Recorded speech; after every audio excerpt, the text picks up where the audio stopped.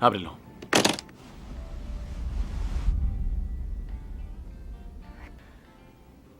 ¿Es lo que creo que es? Es precioso.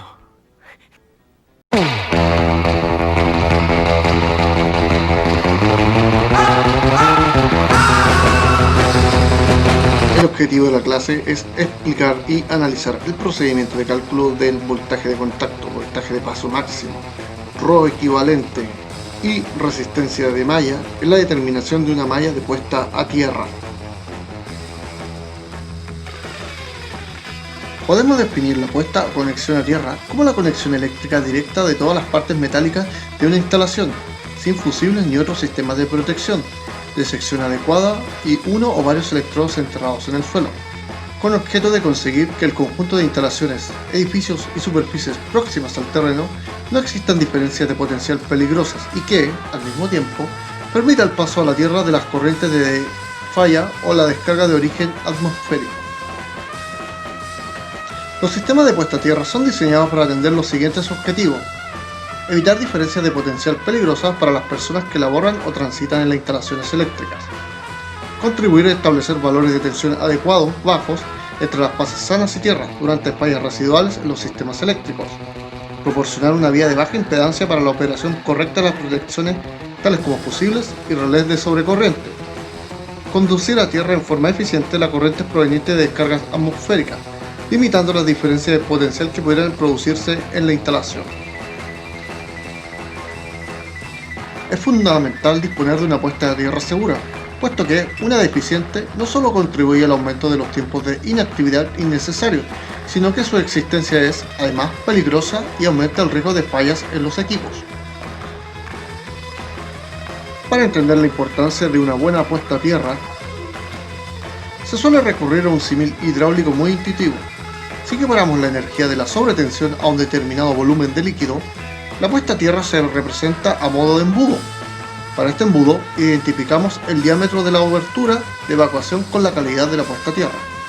Cuando el embudo haya terminado de evacuar todo el volumen de líquido, la sobretensión habrá sido derivada a tierra y los equipos volverán a ver una tensión completamente normal. En la imagen, comparamos lo que sucede con una mala puesta a tierra, embudo a la izquierda, versus lo que sucede con una buena, embudo a la derecha, ante un evento de sobretensión. Vemos como la puesta a tierra de mayor resistencia, entre paréntesis el embudo a la izquierda, se ve saturada con la energía de la descarga. El embudo se llena por no poder desaguar a suficiente velocidad. Intuitivamente, esto prolonga el tiempo durante el cual los equipos a proteger se ven sometidos a los efectos de la sobretensión, que por ende sufren una mayor desgaste. El embudo tarda más en vaciarse debido a su menor abertura. Los ejercicios a desarrollar son identificar y calcular los valores del terreno, tanto Rho y espaciamiento, el cálculo del voltaje de contacto y paso máximo, y finalmente calcular el Rho equivalente y resistencia de malla. El ejercicio propuesto es el siguiente. Una subestación de 5 MVA, 23 kV, 400-231 V tiene las siguientes características: un transformador de 5 MVA con conexión delta estrella, neutro del transformador conectado rígidamente a la malla de puesta a tierra. La reactancia de secuencia positiva de cada transformador es de 8% base propia. La reactancia de secuencia 0 de cada transformador es 15% en base propia. En las barras de 23 kV, la corriente de cortocircuito son las siguientes: cortocircuito trifásico 6 kA, cortocircuito monofásico 3 kA. Los valores de resistencia del terreno medidos por el método Schlumberger son como se aprecian en la tabla. Considere como tiempo de operación de la protección de respaldo de 0,2 segundos. Evalúe eléctricamente el prediseño de la malla de puesta a tierra considerando lo siguiente. El patio de la subestación es de 22 por 10 metros. El reticulado está enterrado a una profundidad de 0,6 metros. La distancia entre los conductores del prediseño es de 3 metros, sin barras verticales, una capa de gravilla de 15 centímetros. La resistencia de la malla debe ser menor a 2,5 ohm. Considere el peso de una persona de 50 kilogramos y un crecimiento del sistema del 30%. Si el diseño no cumple con los requerimientos de seguridad de las personas y valor de resistencia, Indique cuáles serían las modificaciones propuestas para que la malla de puesta a tierra sea segura.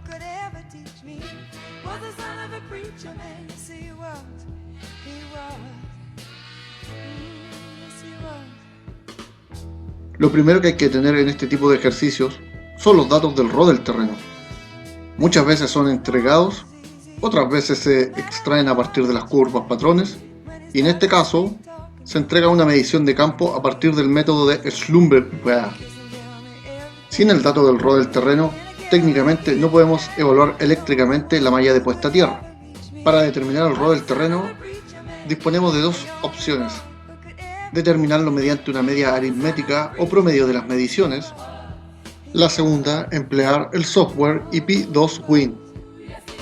Comencemos con la primera, a partir del promedio de las mediciones. Con los datos obtenidos a partir de la medición de campo, se determina una media aritmética, resultando en un RO equivalente de 59,875 ohm metros. La segunda opción, y mucho más recomendable, es emplear el software IP2Win, que se mostrará a continuación. Comenzamos abriendo el programa IP2Win, el cual se despliega de forma rápida. Una vez en él, desplegamos en la barra de tareas el punto archivo, crear. El programa incluye por defecto para las mediciones el método de Schlumberger,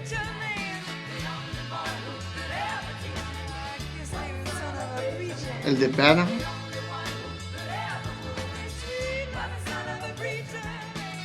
y también el de Polo a Polo. Para nuestro caso vamos a ocupar el de Schlumberger. Comenzamos ingresando los datos de distancia de la medición en la columna que dice AB medios.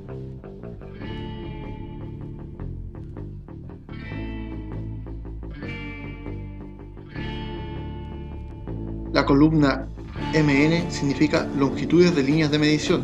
En este caso la rellenamos con un valor de 1.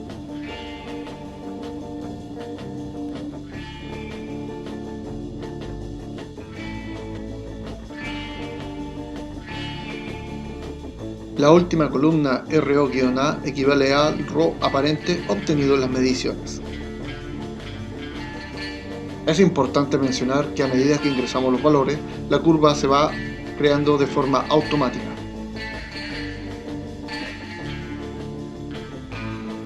De la curva obtenida es importante destacar que se aprecia que ésta dispone de 3 quiebres claramente definidos, aunque siempre va a ser recomendado para determinar el número de capas compararlas con las curvas patrón de Orellana-Mooney.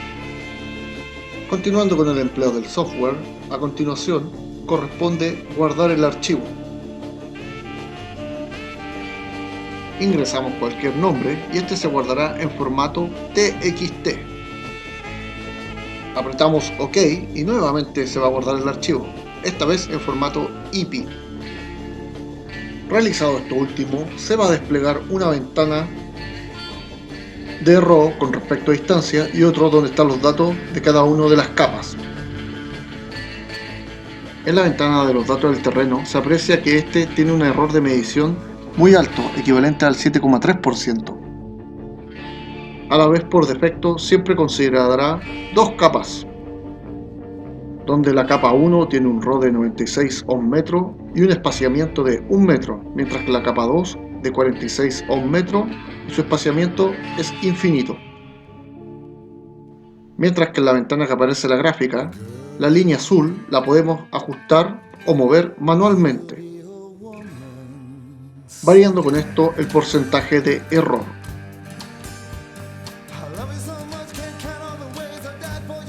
Se recomienda obtener un error porcentual inferior al 3%. Debido a que ajustando la curva no se obtiene este valor, debemos emplear otra herramienta disponible dentro del programa, el cual es el rayo que aparece en la barra de tareas, obteniéndose un error de 2,89%. Otro valor que varía son los valores de RO y espaciamiento de cada una de las capas. Previamente habíamos mencionado que la curva pareciera que fuese de 3 capas. Para lograr esto, el programa nos permite la opción de adicionar capas.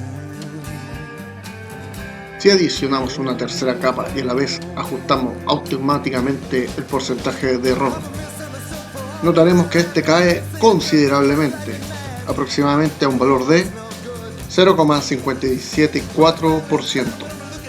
Eventualmente podríamos ingresar una cuarta capa y a la vez ajustar el error automáticamente, comprobando que este error decrece aún más, e inclusive agregar una quinta capa.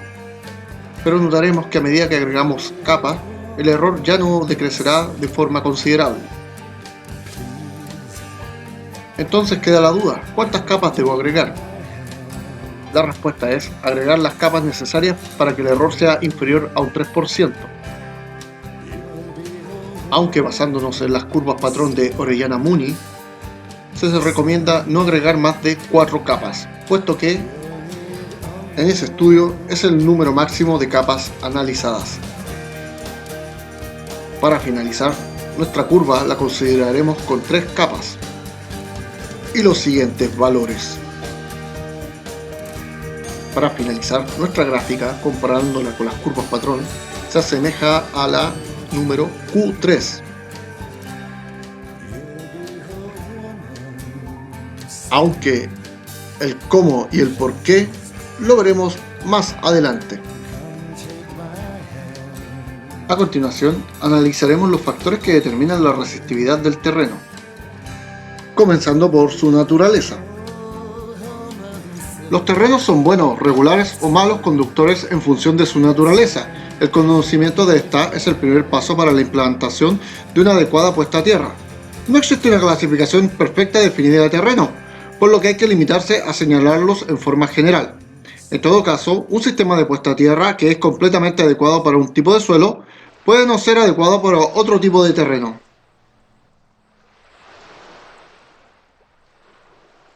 La resistividad que presenta un terreno está en relación directa a los porcentajes de humedad contenida en él, es decir, depende de su estado hidrométrico.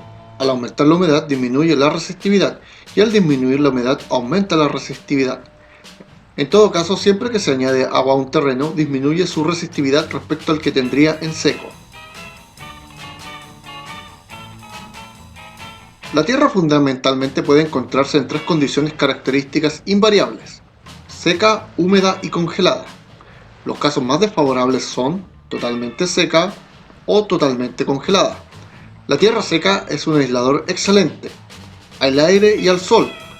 Las capas de arena seca de la superficie se acercan mucho a la condición de buen aislador. En general, el grosor de tales capas secas no es muy grande, alcanzando solo entre 10 y 20 centímetros. Por otra parte, la escarcha tiene una penetración más profunda, entre 50 y 100 centímetros o más según el estrato, por lo cual las tomas a tierra deben ser a mayor profundidad, dado que el grado de humedad, tal como sabemos, es un factor esencial en la conductividad del suelo.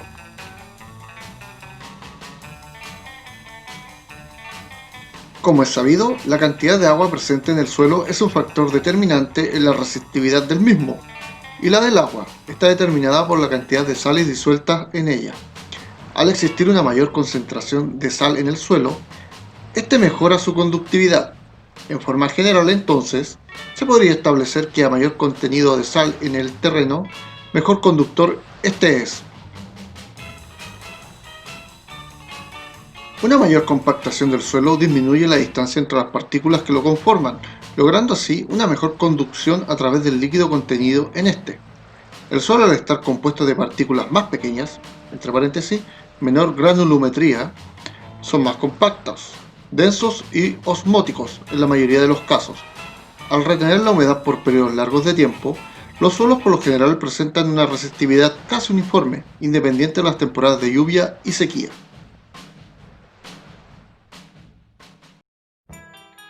El suelo está formado por capas, entre paréntesis estratos, que tienen diferentes resistividades y profundidades debido a la formación geológica. Son generalmente horizontales y paralelos a la superficie.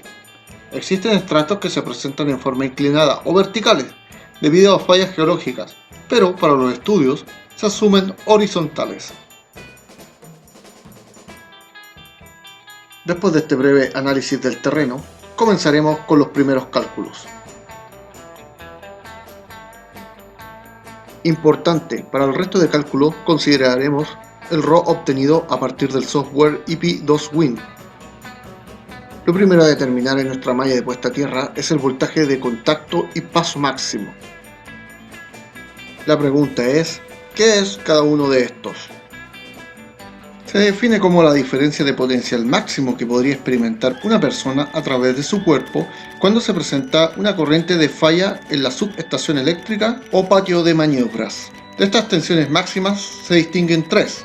Voltaje de contacto máximo, definido como la diferencia de potencial entre una estructura metálica puesta a tierra y un punto de la superficie del terreno a una distancia horizontal respecto a la estructura igual al alcance de una persona, el que se supone igual a 1 metro. Voltaje de paso máximo, definido como la diferencia de potencial eléctrica entre dos puntos a la que quedará sometida una persona al dar un paso mientras se está inyectando corriente en el área en que éste se desplaza, dado los gradientes de potencial en la superficie del suelo.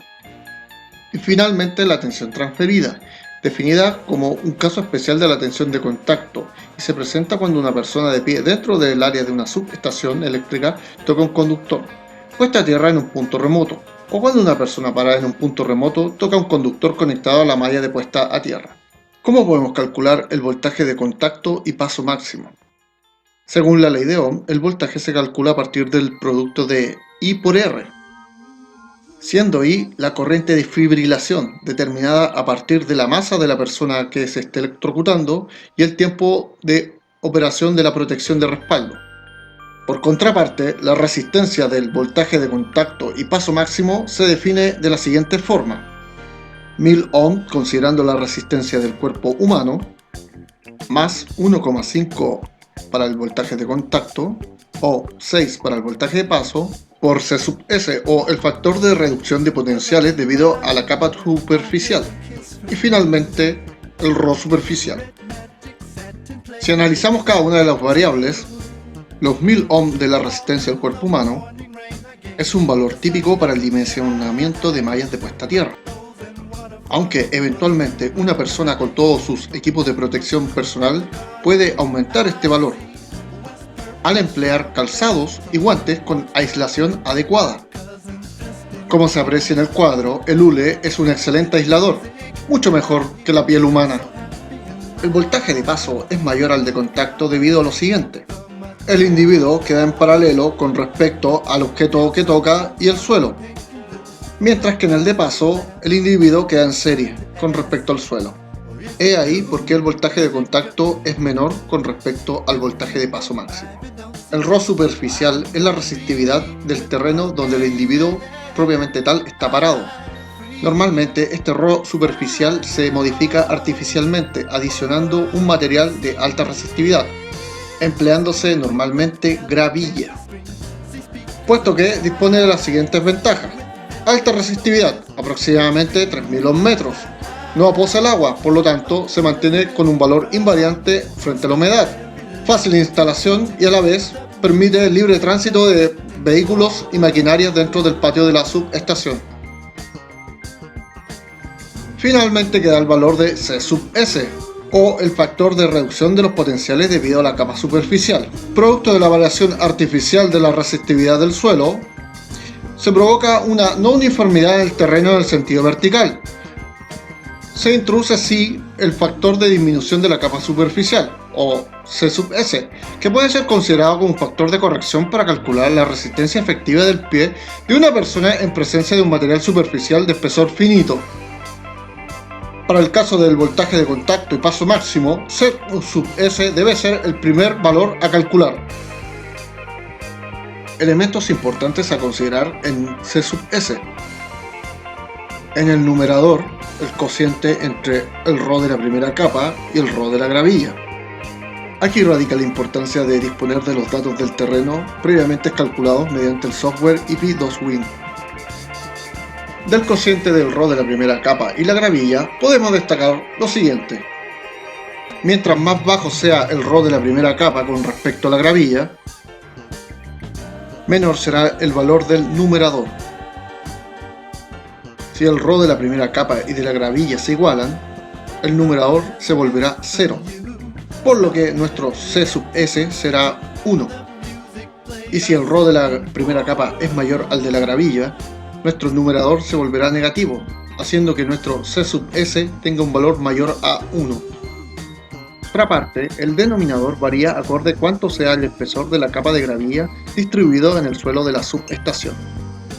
Al ingresar los datos del terreno a la fórmula, obtenemos lo siguiente.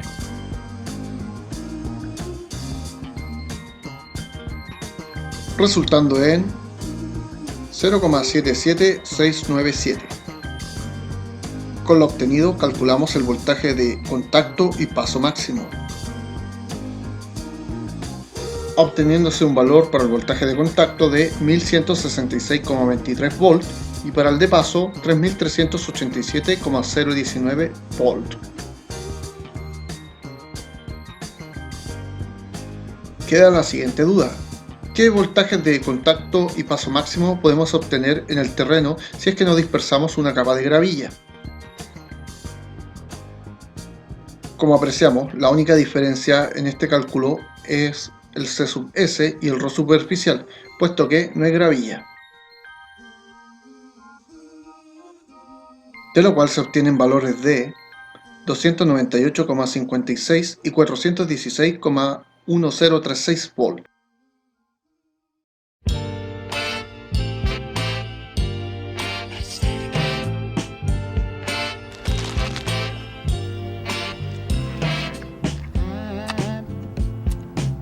I'm so in love with you. Whatever you want to do. What? English, motherfucker! Do you speak it? Yes! Then you know what I'm saying. La venganza nunca es buena, mata el alma y la envenena.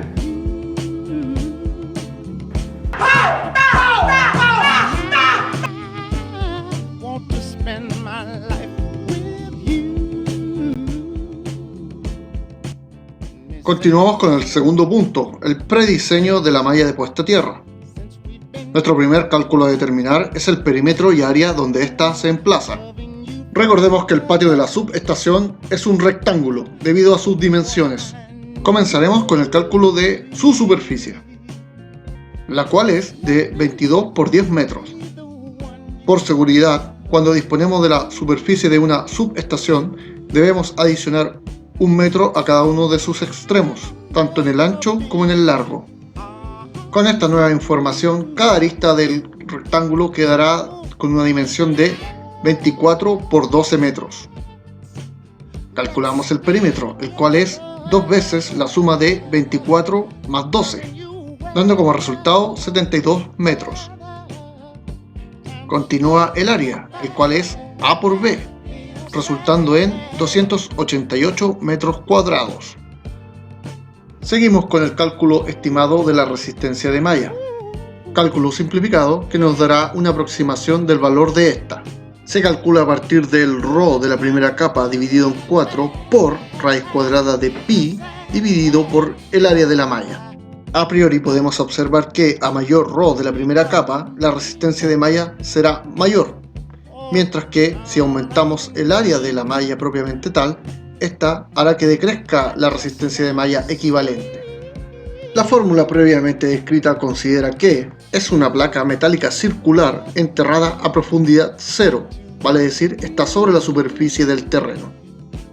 Esta aproximación no considera el resto de capas de nuestro terreno, sin embargo, es muy utilizada para la determinación de una ingeniería básica, puesto que estima de forma aproximada un valor de la resistencia de malla considerando el ρ de la primera capa y el área donde ésta se va a emplazar.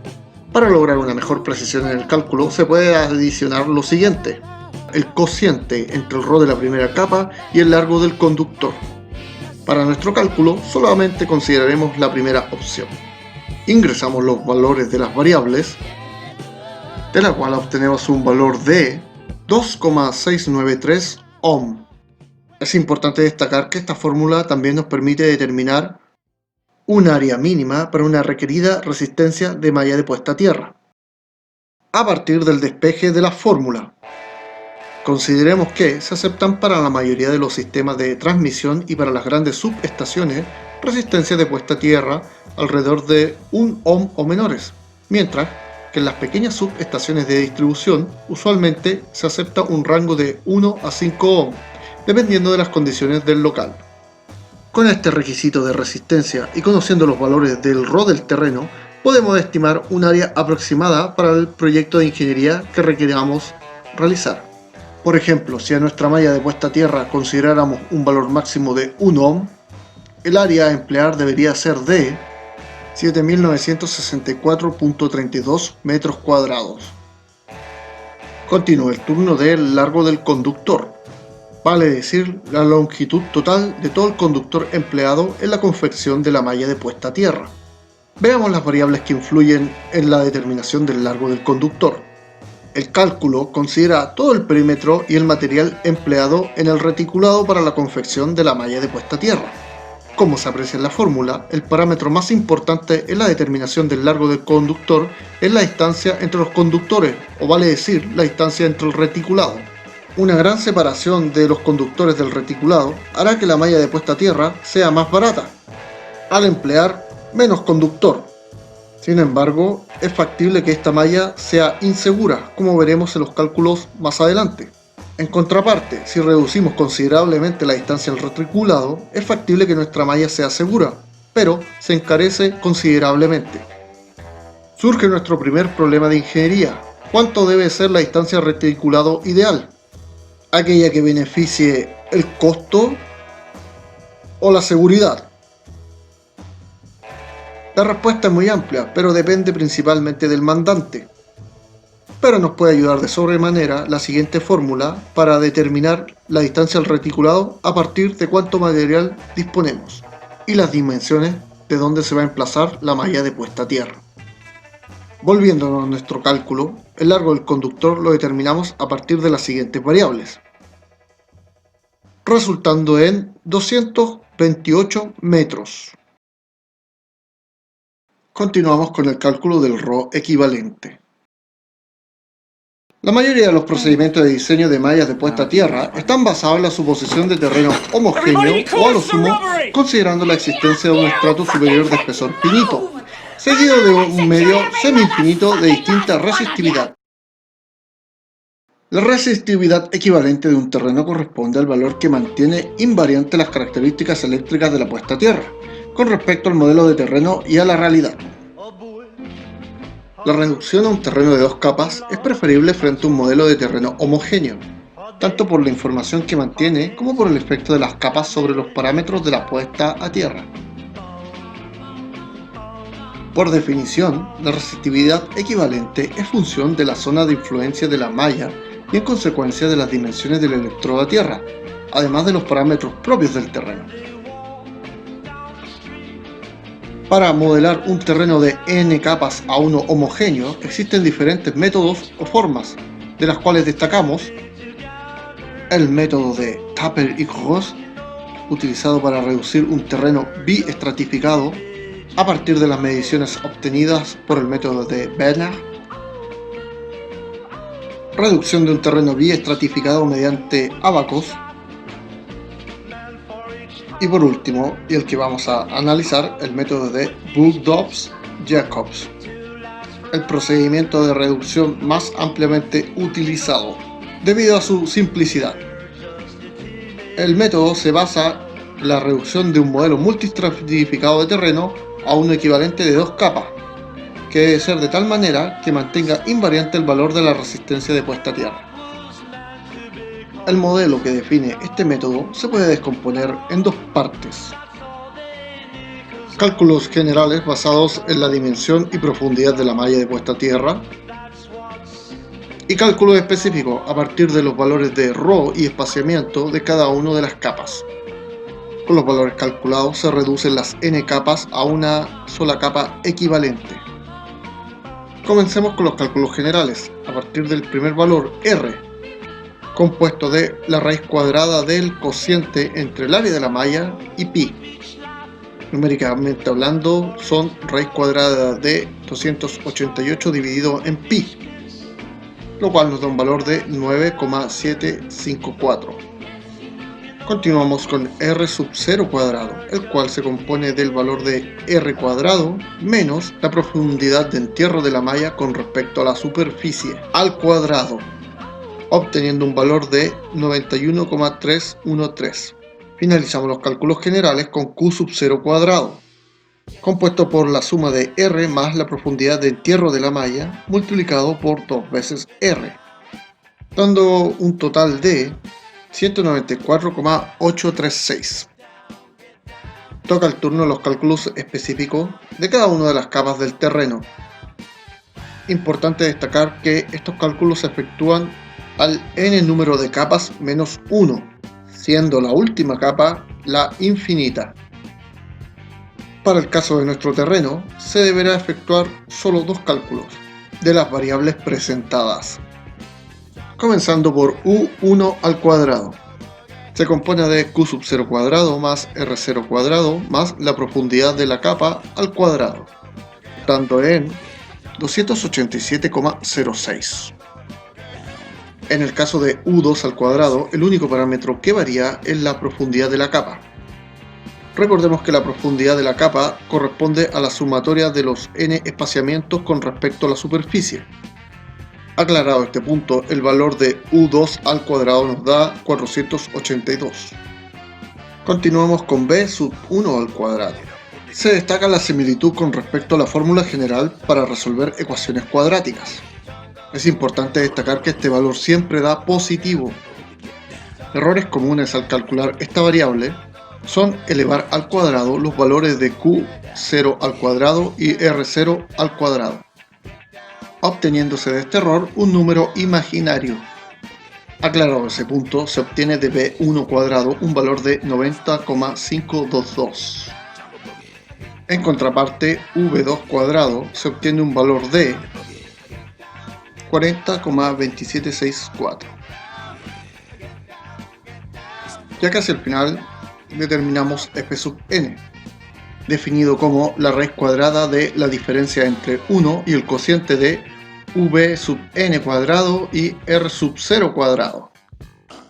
Como apreciamos, la única diferencia entre f sub 1 y f sub 2 es el valor de v sub n respectivo, obteniéndose de f sub 1 un valor de 0,093069, mientras que f sub 2 se obtiene 0,7476. Por contraparte, f sub 3 tiene un valor de 1, puesto que es la capa infinita. Si pudiésemos colocar los valores de f en una recta, estos van desde 0 hasta 1, donde las capas más cercanas a la superficie se aproximan más a 0, mientras que las capas más profundas o cercanas a la infinita se aproximan a 1. En el caso de nuestros datos, comenzaría con 0 para el valor de f sub 0, y como se puede ver, f sub 3, al ser la última capa, obtiene el valor de 1. Casi para el final, la siguiente fórmula emplea los n valores de ρ y los de f para transformarlos todos en un ρ equivalente. Importante prestar atención a lo siguiente en el divisor. Los valores inversos de ρ o conductividad se ordenan desde la capa superior a la inferior, y a la vez estos se multiplican con la diferencia de los valores de f de la siguiente forma: el f de la capa correspondiente menos el f de la capa anterior. En el caso de la capa 1, equivalente a 100,07, el f correspondiente es a 0,093069 menos f0, en este caso el valor de 0. En el caso de la capa 3, equivalente a 43,54 ohm metros, los valores de f son 1 menos 0,7476, correspondiente a la capa 2. Finalmente obtenemos un valor de 51,2952 ohm metros. Surge la duda: ¿cuánta diferencia hay entre calcular el ρ equivalente mediante el método de Bour-Jacobs o a través de una media aritmética? En este caso hay una diferencia de 14,32% entre una medición y la otra, aunque eventualmente esta diferencia entre los dos métodos puede ser aún más extrema, considerando los siguientes tipos de terrenos presentes en las curvas patrón. Cuando una de las capas toma un valor infinito, en este caso la capa 3, o alguna de las capas tome valores muy bajos que tiendan a 0. Estos dos casos presentan grave inconveniente en el cálculo del RO equivalente, puesto que si para nuestro RO calculado previamente una de estas capas hubiese sido infinita, por ejemplo la capa 3, la conductividad se vuelve 0, por lo que en la práctica tendríamos un terreno para el cálculo de dos capas.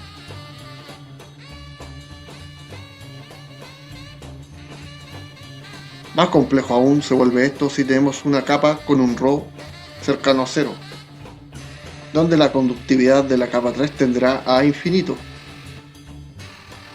Y al sumar cualquier número infinito, este obviamente se volverá infinito. Al tener una conductividad infinita, su inverso nos dará una resistividad igual a 0. Para finalizar, calcularemos la resistencia de malla a partir del RO equivalente previamente calculado y a la vez analizaremos los dos casos extremos propuestos, un RO equivalente que tienda a 0 y otro que tienda a infinito. Existen varios métodos para calcular la resistencia de malla, siendo los más destacados el de Loret y Niemann, la cual se explicó y a la vez utilizó en el prediseño de la malla de puesta a tierra. Cabe mencionar que este método es recomendado para mallas que no tengan una profundidad mayor a 25 centímetros.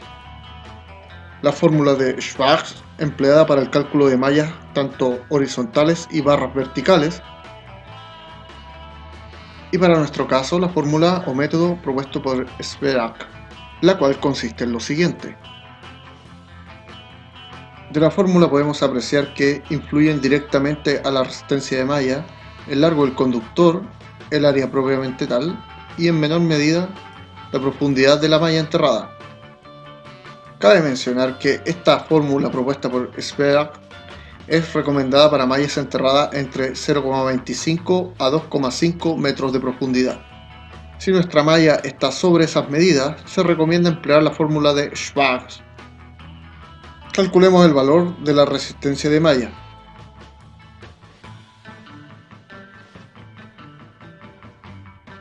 Se obtiene una resistencia de malla de 1,48445 ohm. Surge la duda: ¿cómo afecta un RO muy alto o muy bajo en nuestro valor final de la resistencia de malla? Por ejemplo, si tenemos un RO muy alto, uno que hipotéticamente tienda a infinito, como por ejemplo el granito o el hielo, nuestra resistencia de malla tendría un valor cercano a infinito, la cual, por la naturaleza del terreno, sería muy difícil obtener una malla de puesta a tierra segura o que esté bajo norma. Para poder reducir el valor de la resistencia de malla, habría que diseñar una malla de puesta a tierra con dimensiones gigantescas, la cual lo vuelve impracticable. Por contraparte, si disponemos de un RO muy bajo, uno que tienda a 0, dados en terrenos con alta humedad y compactación, la malla de puesta a tierra sería extremadamente segura, requiriéndose para su diseño una superficie muy pequeña. Finalmente podemos concluir que, para el cálculo de la resistencia de malla, el RO equivalente es directamente proporcional, mientras que la aproximación matemática de el área y el largo del conductor son inversamente proporcionales.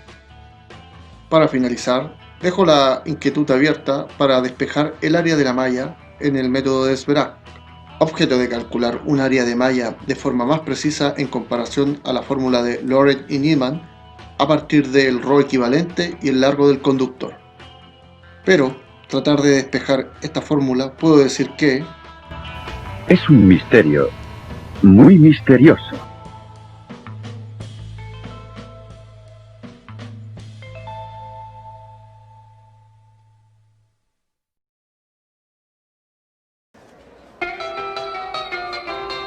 It was a teenage wedding and the old folks wished him well. that Pierre did truly love the mademoiselle. And now the young monsieur and madame have rung the chapel bell. C'est la vie, say the old folks, it goes to show you never can tell. They furnished off an apartment with a two-room robot sale. The coolerator was crammed with TV dinners and ginger ale. But when Pierre found work, the little money coming worked out well. C'est la vie, say the old folks, it goes to show you never can tell. They had a hi-fi phone, oh boy, did they let it blast. 700 little records, all rock, rhythm, and jazz. But when the sun went down, the rapid tempo of the music fell. C'est la vie, say the old folks, it goes to show you never can tell.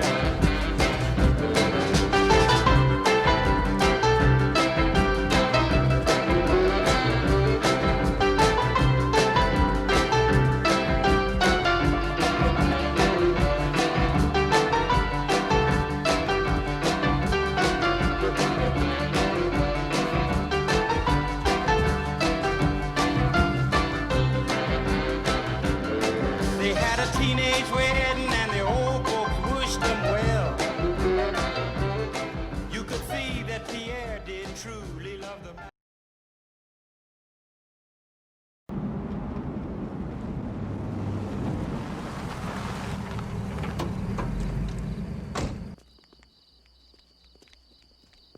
Mía.